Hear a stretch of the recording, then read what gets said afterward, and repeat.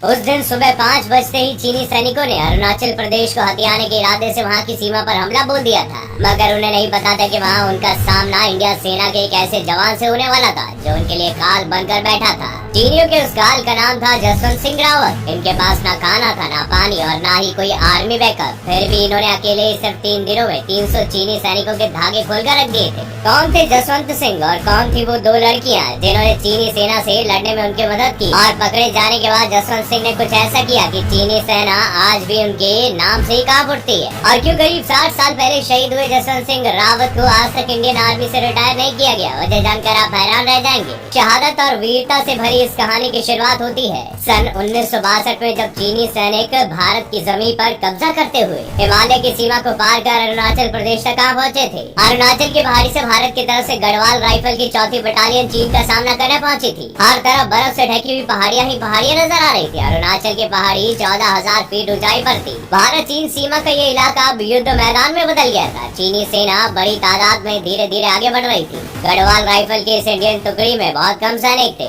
गैर बराबरी का मुकाबला देखकर भारत की टुकड़ी को वापस लौटने का आदेश दे दिया गया था। ऑर्डर आने के बाद पलटन वापस लौटने को थी, तभी 3 सैनिकों ने वापस लौटने से इनकार कर दिया था। और ये जवान थे राइफलमैन जसवंत सिंह रावत, लांस नायक त्रिलोक सिंह नेगी और गोपाल सिंह। इन्होंने ठान लिया कि खून के आखिरी कतरे तक लड़ते रहेंगे, ऐसी मिट्टी की हिफाजत में शहीद हो जाएंगे, मगर पीठ नहीं दिखाएंगे। एक तरफ हजारों की संख्या में चीनी सैनिक थे, तो दूसरी तरफ 3-4 बंकर में केवल 3 इंडियन सैनिक। चीनी सेना बॉर्डर पर हर तरफ हावी हो रही थी। असल में उन्होंने बॉर्डर पर अचानक धावा बोल दिया था। चीनी उम्दा हथियारों से लड़ रहे थे, जबकि हिंद की सेना हिम्मत और हौसले से उनका सामना कर रही थी। दुश्मनों की गोलियों से एक एक कर जसवंत सिंह के साथी बिछड़ रहे थे। हिंद का शेर अकेला था। राइफलमैन जसवंत सिंह रावत के पास भागने का पूरा मौका था, लेकिन वो वीर ही क्या जो मौका मिलते ही भाग जाए। इसलिए उन्होंने बहादुरी के साथ उनका सामना किया और अपने मकसद से डिगे नहीं। और पहाड़ी के पीछे से अकेले ये जवान हजारों चीनी सैनिकों से न सिर्फ लड़ने लगा, बल्कि हजारों सैनिकों को अकेले ही रोक भी लिया था। इतनी चालाकी से लड़ रहे थे कि करीब 3 दिनों तक चीनी सेना को ये समझ में नहीं आया कि पहाड़ी के पीछे इंडियन आर्मी के कितने सैनिक हैं।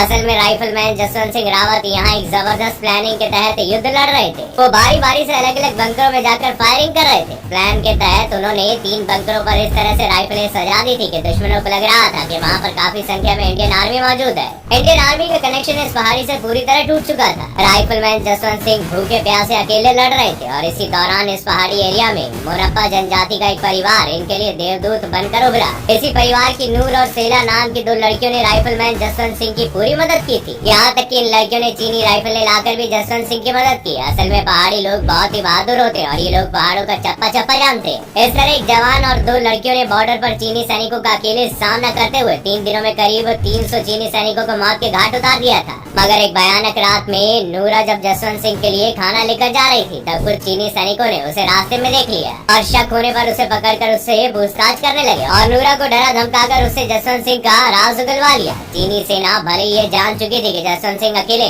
लेकिन उन्हें इस बात पर बहुत ही हैरानी हो रही थी कि इंडिया की तरफ से लड़ने वाला और 3 दिनों तक उन्हें रोकने वाला सिर्फ एक ही जवान है, क्योंकि अब ऐसा लग रहा था कि पहाड़ी के उस पार हजारों सैनिक है। अब राइफलमैन जसवंत सिंह रावत को चीनी सैनिकों ने घेर लिया था। जसवंत सिंह भी 72 घंटे से लगातार लड़ रहे थे और वे जख्मी भी हो गए, मगर उन्होंने हिम्मत अभी भी नहीं आ रही थी। वो लगातार फायर कर रहे थे, लेकिन दुख की बात ये थी कि अब तक इंडियन